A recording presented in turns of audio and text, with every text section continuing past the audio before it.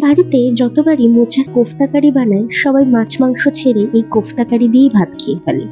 তো ভাবলাম আজকে তোমাদের সঙ্গে এই রেসিপিটা শেয়ার করি।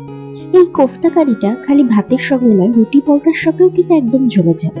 বানানো যতটা সহজ, খেতে কিন্তু হয় তেমন দুর্দান্ত। দেখো, গল্প করতে করতে আমার মোচা ছাড়ানোটাও হয়ে গেছে। এবার সবগুলোকে সুন্দর করে কেটে নেব। তারপর নুন আর হলুদ জলে মোচাটাকে সেদ্ধ হতে বসিয়ে দেবো। খুব ভালো করে একটু সেদ্ধ করতে হবে। মোচা সেদ্ধ হয়ে গেছে, উপর দিয়ে একটু আলু গ্রেট করে দেবো। এই আলুটাও আমি একটু সেদ্ধ করে নিয়েছি।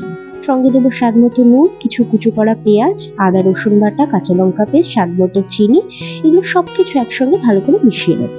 এরপর দিয়ে দেবো ময়দা। ময়দাটা এখানে একটু বাইন্ডিং এর জন্য ব্যবহার করেছি, যাতে পছন্দ মতো শেপ দিতে পারি।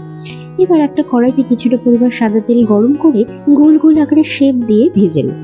খুব সুন্দর করে ভেজে অন্য একটা পাত্রে তুলে রাখবো। এবার ওই কড়াইতে দিয়ে দেবো কয়েকটা কেটে রাখা আলু, সেগুলোকেও ভেজে তুলে নেব। এবার ফোড়ন দেবো জিরে, শুকনো লঙ্কা, তেজপাতা। তারপর দিয়ে দেবো কেটে রাখা পেঁয়াজ। পেঁয়াজটা নরম হলে দেবো আদা রসুন কুচি, সেগুলো সুন্দর করে ভেজে নেব। এবার দেবো স্বাদ মতো নুন, ধনে গুঁড়ো, সঙ্গে দেবো জিরে গুঁড়ো। তারপর দেবো হলুদ। রঙের জন্য দেবো সামান্য কাশ্মীরি লঙ্কার গুঁড়ো, আর ঝালের জন্য দেবো লঙ্কার পেস্ট।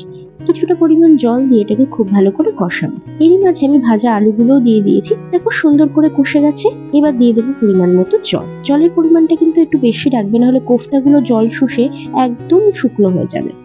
এরপর একটু সামান্য চিনি দিয়ে জল ফুটে উঠলে কোফতাগুলো দিয়ে দেবো। ব্যাস, তাহলে রেডি হয়ে যাবে আমাদের মোচার কোফতা কারি। শেষের দিকে একটু গরম মশলাও দিয়েছিলাম। আজকে দুপুরের মেনুতে ছিল সাদা ভাত, মোচার কোফতা কারি, আর সঙ্গে ছিল ফুলকপির রোস্ট। ফুলকপির রোস্টের ভিডিওটা তোমরা আমার প্রোফাইলে পেয়ে যাবে, চাইলে চেক করতে পারো। রেসিপি ভালো লাগলে লাইক কমেন্ট